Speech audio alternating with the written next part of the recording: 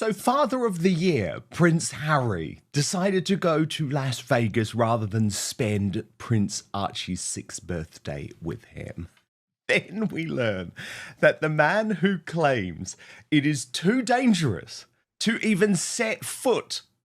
They said the UK was just too dangerous. They said the royal family put them at risk. But now, Prince Harry and Meghan Markle have been, well, exposed for taking their son Archie to a known kidnap zone in Mexico. Into the United Kingdom, even though he could stay at Buckingham Palace surrounded by royal security, decided that it was wise to post a picture of Prince Archie in his pyjamas on his 6th birthday from Mexico. Mexico, by the way, being a country where there is a US government warning against travel. So it has been revealed that the Duke and Duchess of Delusion stayed at a 30,000-acre Mexican retreat. This is where this highly manipulated and photoshopped picture of Archie was posted.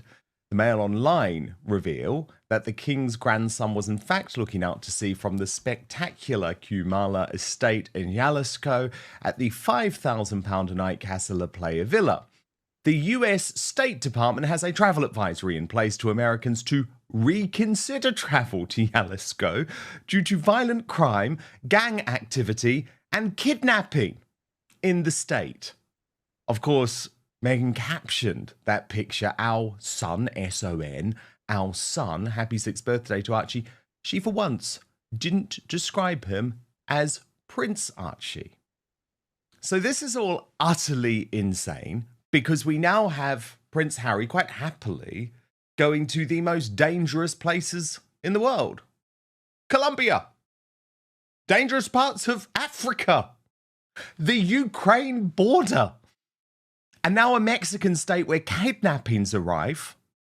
Yet he has decided to go to war with his cancer-stricken father because he believes the United Kingdom is too dangerous. Well, we're going to get into all of this today with the brilliant Link Lauren, host, and I'm very excited about this, Link, of the new Meghan Kelly podcast, Spot On with Link Lauren. Your studio looks beautiful, and I know we're going to be talking about it later. I'm very, very excited for the launch of your new show. But Link, this is insanity, isn't it? Insane that he goes on the BBC. He says his family actually are putting his life at risk, almost suggesting that Charles or William want him dead because they will not provide him with full-time state-sanctioned paid-for security when he sets foot in the United Kingdom. But any other war-torn nation, he's there. The same couple crying for taxpayer-funded protection are now facing massive backlash for what, honestly, many are calling reckless, disgusting hypocrisy. Today we're breaking down the bizarre decisions, double standards, and honestly shocking contradictions of the Duke and Duchess of Do As I Say, Not As I Do. Thank you. As for the Duke and Duchess of Scam-A-Lot, I'm not shocked by this because these people are hypocrites. Like most celebrities, it's always do as I say, not as I do. But what I thought when I saw the picture of Archie was, it just looks sad to me. Whenever they post these pictures of the kids from the back, it always just seems sad and lonely. And I think two things. Number one, the kids have cousins just across the pond, right? The kids have cousins who are very close in age to them. George, Charlotte, Louis. They have aunts and uncles, William, Catherine. I'm sure they're hanging out with Eugenie. I think Jack and Eugenie come to visit them often in Montecito, but it almost feels like a form of abuse when the kids have to pay the price for the adults' drama and the adults' issues. You know, it'd be nice for these kids to get to know their cousins, and then the kids are also getting to an age where they're going to start asking about where they stand in the world, right? Why is our family so small? Why don't we have cousins to play with? You know, the kids at school said we're royalty or that we're this, or we ran away from the royal family, mommy and daddy. Is that true? And so it just makes me sad. It's almost like a Gypsy Rose Blanchard thing where these kids are sort of kept in these very controlled environments and they don't actually know what's going on. I think the kids would like to meet their cousins and not always be in these sad, lonely pictures taken from the back.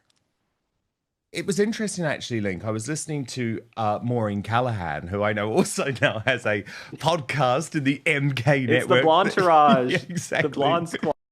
And you're all brilliant. I love it. And she was making the point that it's very likely that when they grow up, Harry and Meghan's kids will just say, to hell with you. We don't want anything to do with you because you took away our birthright from us. You took away the opportunity for us to be part of history. You took away the opportunity for us to spend time with the greatest monarch in British history in Queen Elizabeth II. You took away the opportunity for us to spend time with King Charles. You made all of these false claims against my family. I mean, look, it can go two ways, right? But what we often see, Link, don't we, is when you have very, very woke parents, and you are obviously closer to this new Zoomer generation, right? Often there's a reaction against that. So, of course, Harry and Meghan hope that they're raising Archie and Lily to be little woke-topians, but at some point, they might actually feel like this was a very weird childhood. No, absolutely. I mean, if I found out when I turned 18, like Princess Diaries, that I was somehow royalty, especially part of the British royal family, I would be so pissed and livid. You know, when these kids find out they're royalty, they're like, well, why are we over here in Montecito on the compound, like picking roses? Why am I not over in the castle eating crumpets and scones with my cousins? I would be so mad if I was stuck in the house with these two little huckster parents and the reality show, and she's selling jams, jellies, and dog biscuits. I would have been like, Mom, let's go back. What are we doing here? I would be so upset if I were these kids. And yeah, of course they're living in woke Hollywood. I mean, look at Meghan Markle. She considers Oprah one of her good friends. I feel like that's very much a one-way street these days. But Oprah could not be more woke. I mean, on the night of November 5th, our big election was November 5th. On the night of November 4th, Oprah went out there in front of 1 million people and said, this could be our last election ever. America's going to come to an end if Trump gets back in the White House. That's one of Meghan Markle's best girlfriends, you know, and Gayle King was going up in that Blue Origin Jeff Bezos thing. So I'm sure these kids are growing up woke. I don't know what kind of school they go to. I imagine they're in some sort of celebrity pod with famous rich kids. But the one thing I'll say about Santa Barbara and Montecito, there are a ton of people who are right of center, conservative, Republicans, you know, you have the Reagan Ranch, you know, all of that. So I wouldn't be shocked if these kids do a 180 and rebel against their woke parents who are always preaching about mental health and then inflicting chaos and drama onto others. From skipping Archie's birthday to rubbing shoulders in Vegas to staging a manipulated photo ops in crime-ridden areas. This is Meghan and Harry like you've never seen them before. Although I think Oprah Winfrey now is like, can you please just stop talking about me, Meghan? Because it's every podcast. Every time Confessions of a Female Founder comes up, Meghan's like, Oprah's my mentor. And I think even Oprah is so embarrassed with that connection because she knows that Meghan exposed her not as a journalist, but as a propagandist in that interview where she fed her a whole load of lies, didn't ask any follow-up questions, and now Prince Harry is backed away from it, saying, oh no, we never said that. But look, can we speak about Prince Harry? Because he has been in Vegas overnight. Now, this was a very bizarre decision for me, Link Lauren, because when you look at Prince Harry's history with Las Vegas, it wasn't a happy one. Okay, fine, he's got a suit on there, but who knows what was going on overnight, because this is what Prince Harry did previously in Vegas. The naked billiards and all of that. That was a very different phase of his life, of course. But don't you find it weird that Harry and Meghan are constantly talking about what hands-on parents they are, how they never leave the children alone, but he's made a choice again to spend the birthday away from Archie to go and be on a panel in Vegas that apparently he had a choice of 3 days to sit on? Well, the one thing about Harry and Meghan is they always say they're such hands-on parents, but then remember Meghan went on Drew Barrymore's show and she's like, I always FaceTime the kids and whoever's with them puts me on so I can read to them at night. If that is hands-on parenting, the real parents in our country and in your country and across the world, they are stressed. They are working. They're trying to get a meal on the table and just get those kids in bed. Meghan's like, I FaceTimed one of my staff to put me on with the kids while I'm here in New York working. So I question how hands-on they actually are. But then again, I'm not a parent, so I won't judge too hard on that. Oh, judge, Link. I'm not a parent either. Yes, we'll judge. But I promise you, we're judging. They are the least hands-on parents. I've actually done loads of reporting on this over the years because in the first 6 weeks, this is often forgotten, Link, I find it hilarious. In the first 6 weeks, they went through 3 nannies because, of course, none of the nannies were up to the standard. And Meghan's constantly talking about, how busy she is before school. But then, did you see she admitted, said, oh yeah, but then the nanny drops the children at school. So this idea that they are these hands-on parents, Meghan's idea of being a hands-on parent seems to be writing an email to her hapless children that they're going to open up when they're 16 years old, saying, Mummy loved me very much. But look, I've got to talk you through what Prince Harry said on stage at this Diana Awards, because I need to understand, Link, if you can understand him. To me, this feels like absolute woke mumbo jumbo from a guy who does not know what he's talking about, who has no message and is clearly under pressure. But let me take you through it and let's see if we can decode this together. By the way, there were no cameras, no video cameras in the event, which I think was probably wise after the BBC interview, but the quotes have been released by Archie. So he said, through the Diana Award, I've had the privilege of meeting young people who have turned adversity into action. That's not just inspiring, it's the kind of untapped potential we can't afford to overlook. Far too many young people are locked out of leadership pipelines because we've failed to build truly inclusive and accessible pathways. This generation isn't waiting for permission to lead, they are already doing it. They bring emotional intelligence, social awareness, and an honesty about mental health that previous generations struggled to express. What sets them apart isn't just their boldness, but their refusal to settle for the status quo. If we're serious about a better future, we need to stop underestimating them and start listening. While little Archie turned 6, where was his father?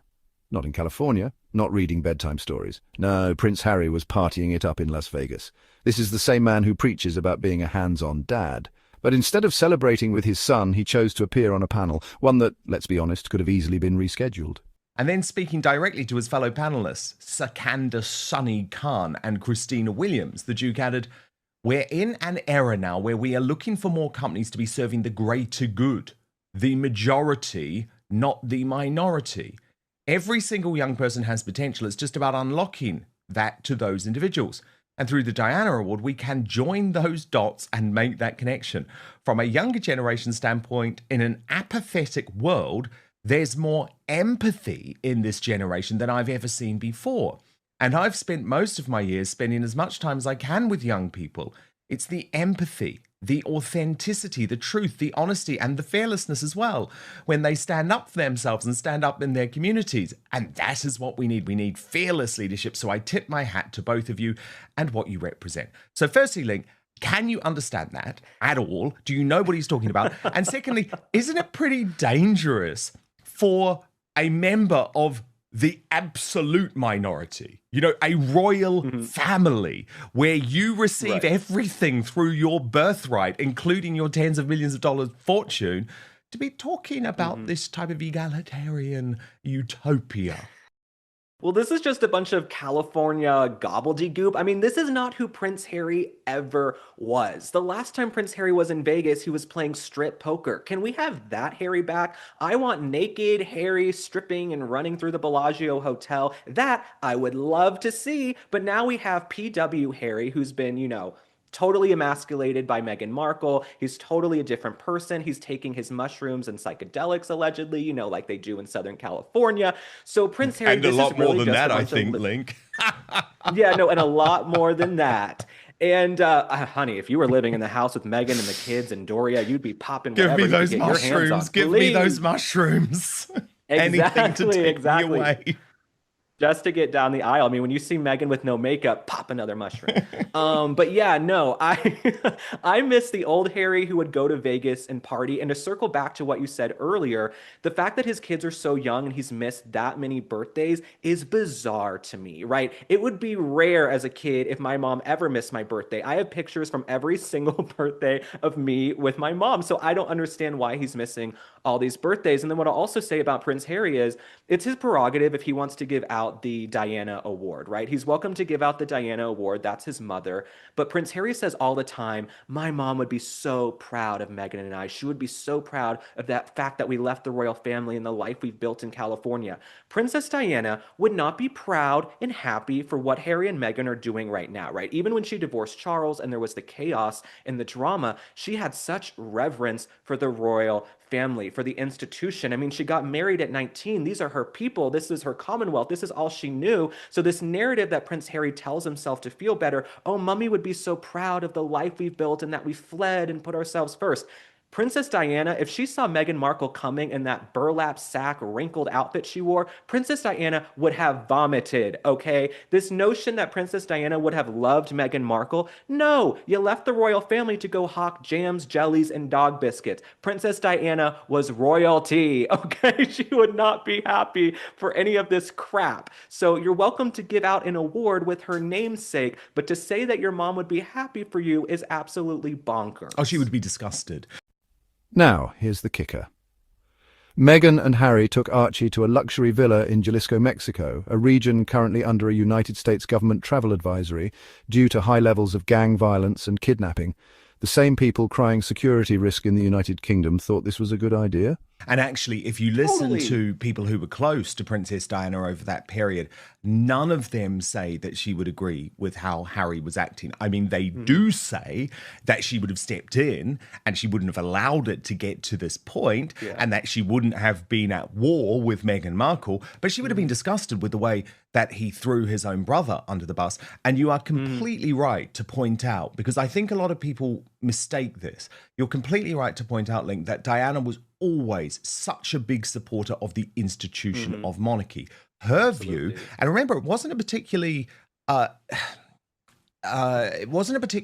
wild view, shall I say, back in the 90s, was that the throne should simply pass directly from Queen Elizabeth II to Prince William. Now, given we know that the Queen, late Queen, lived a long life, that would have been absolutely fine. And Charles could have gone off. In Diana's view, it was like, go off, be with Camilla. That's your focus. And actually, I hate to say it, Link, because, you know, the king is suffering very ill health at the moment. And so I am sympathetic to that. But it wouldn't have been a bad thing to the monarchy for the throne to pass directly from the late Queen Elizabeth II to William. And that's what Diana wanted. Totally. And I will say also, though, I get what you're saying, you know, skipping Charles, but at the end of the day, I love King Charles, you know, and I feel like King Charles actually, when he was Prince Charles, had such great ideas of ways to modernize the monarchy and to reach out to minorities and bring different people in and make them feel included. But he just didn't really have the power or the ability to do so, right? He was sort of waiting in the wings, waiting for Godot in a way. And so I do like Charles. I think if he had gotten in when he was younger, maybe he could have made more of a mark. Unfortunately, now he's in poor health. But no, Princess Diana would not be happy that Meghan Markle came in like a wrecking ball and torched the relationship between William and Harry. Of course, Harry is still culpable. He's a grown-ass man, right? You allowed this woman, this Hollywood washed-up actress, to come in and tear your family apart and abscond with you to the United States. But no, Princess Diana would not be happy in the slightest, Stan. Now, Link, it is sad when you look at the state Harry is in at the moment. It's not a good state. I want to show you, actually, I think it's Paula M, who's a great royal YouTuber, actually juxtaposed Harry devastated on the BBC with Meghan saying, oh, I'm the happiest I've ever been. Look at this. Let's look. But I think confession for you today that I could very comfortably say is I'm the happiest that I've ever been. Yeah, no, I'm devastated. I would love reconciliation with my family. There's no point in continuing to fight. I mean, Link, it is so stark. And there's been some new reporting from Radar Online. And again, even though I have zero sympathy for Harry, I really don't. When I say this is sad, I mean it's pathetic. So their reporting is that well, let me take you through it. They say, while King Charles, Queen Camilla, Prince William and Kate Middleton, as well as their 3 children, stood united on the Buckingham Palace balcony for the VE Day celebration, royal exile Prince Harry was said to be intently watching the spectacle unfold from thousands of miles away. Sources said Harry, who gave up his royal duties to move to California in 2020, was glued to coverage of his family, watching and re-watching clips of their picture-perfect appearance during the 80th anniversary of Victory in Europe Day. And they go on to say that in lonely Montecito, California, well-placed sources said Harry was fixated on consuming as much coverage as possible.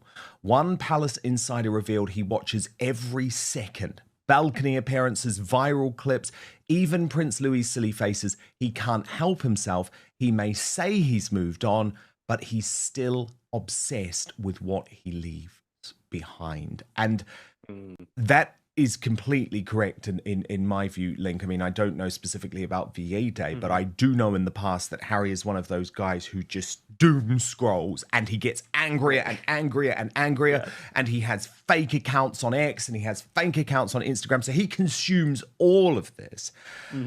But there's something quite pathetic about that, isn't there? It's like, you could have been there if you'd made different choices. Let's be clear, Jalisco is beautiful, but it's also dangerous. What responsible parent stages a birthday photo in a known high-risk zone? And then there's the image, heavily edited, clearly staged, and oh so perfect for Instagram. But Meghan didn't call him Prince this time. Interesting, isn't it? The world is waking up. The PR game isn't working anymore. When you cry security risk and then walk straight into danger zones with your child, it's not concern, it's calculated.